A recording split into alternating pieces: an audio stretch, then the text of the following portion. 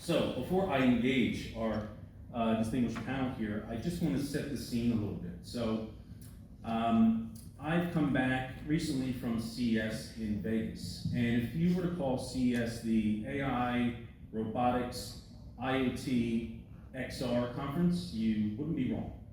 Except it'd be a very, very long name for, I'd rather use CES, less short. But definitely in the press several years, it's evolving. It's a leading edge tech, which means it's going to go through that Gartner life cycle. For those of you that know the Gartner hype cycle, we can, if you don't, happy to talk to you that more offline. But it is, it's evolving, and it's about where it should be at this point. So we really have this dichotomy, right, of we look at the growth of it, 30% growth from 2020 to 2025, 27.7% growth from 2025 to 2030, kind of the same, and on a bigger base, so pretty much same. We have adoption that's moved from big year last year, for those that saw it, 55% to 72%, like a 17% jump. So 2024 is the year, officially, that AI has started to scale. Because if you look at previous years, that number was pretty much sitting between 45 and 52%, and it didn't really move much. And what I mean by adoption, I mean putting at least one function out in production and using it. It could be customer care, could be supply chain. That's what I mean by adoption, right? Not in the lab, so to speak, not POCs. Then on the other side, you have value realization is a challenge. You have 19% of companies saying that I've increased revenue 5% or more with AI. Right? That's not a lot.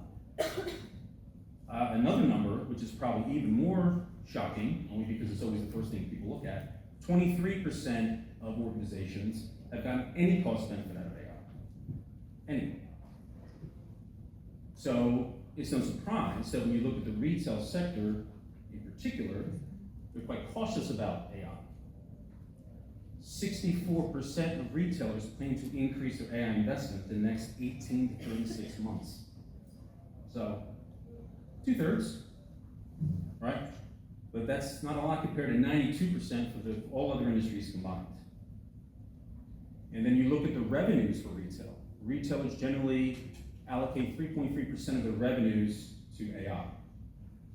Cross industry, other industries, 5%. So I think I've set the stage.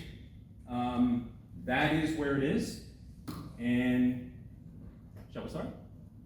All right.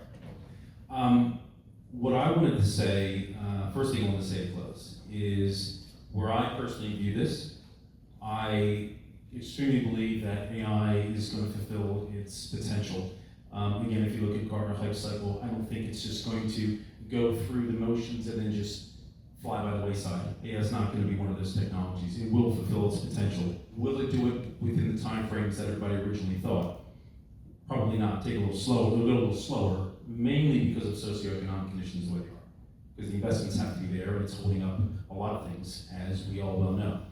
But it will fulfill that promise. And I think that aligns with, if you look at Asia-Pacific leaders, good measure since we're in this region, 31% of Asia-Pacific leaders strongly believe that AI over the next 3 years is going to improve their revenue. Now we're talking, right? Now we're talking 10+%. So pretty good considering where AI is right now, right, in its maturity cycle. Second thing is 70% of them realize that first mover advantage is quite critical to doing that. So that's the first thing. And then in terms of the challenges around the benefits, et cetera, there are a lot of them. We've talked about some of them today. There are a lot of good value-added use cases that are out there already. And for those of you that hopefully will stick around towards the end of the conference, I'll be talking about how to grow profitably with AI.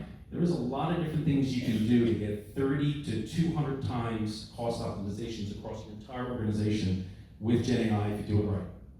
So they can be overcome. So that's my view. Now, I wanted to thank my panelists for just amazing job that they did. Can you please give them a round of applause again? And enjoy your lunch, enjoy the rest of the conference.